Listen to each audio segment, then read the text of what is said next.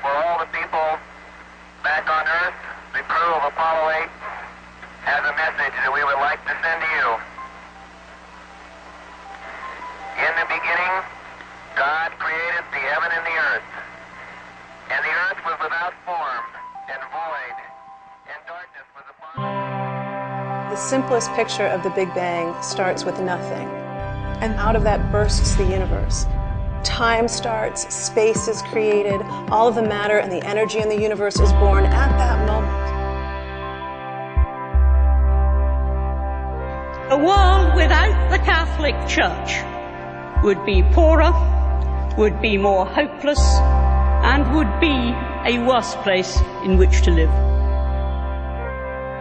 How can this church say it has any moral superiority? It has difficulty catching up to what ordinary people regard as common moral and ethical sense. I am the Lord thy God, which brought thee out of the land of Egypt, from the house of bondage. Thou shalt have none other gods before me. Thou shalt not make thee any graven image. To say that should underpin the way we live, to say it's a commandment, that gives all your game away. You bid us be commanded. I think life is much more exciting than that.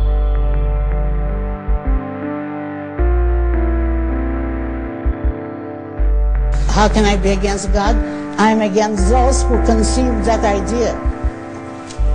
Tell us why. Tell us why. Because then it gives man permission to function irrationally, to accept something above and outside the power of their reason and superior to reason. Pray for our military. He's going to be deployed in September to Iraq.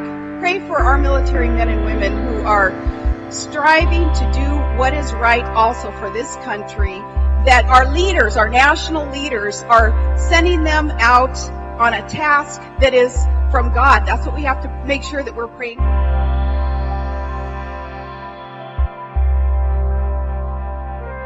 I kind of think of this whole thing as ongoing, that there is an eternity and that we are going to be a part of that eternity, that we aren't just corpses in graves when we die. But we aren't corpses and graves. We are not there.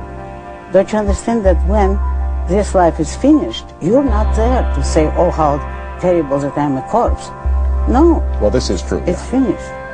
And what I've always thought was a sentence from some Greek philosopher. I don't unfortunately remember who it was, that I read at 16, and it's affected me all my life. I will not die. It's the world that will end.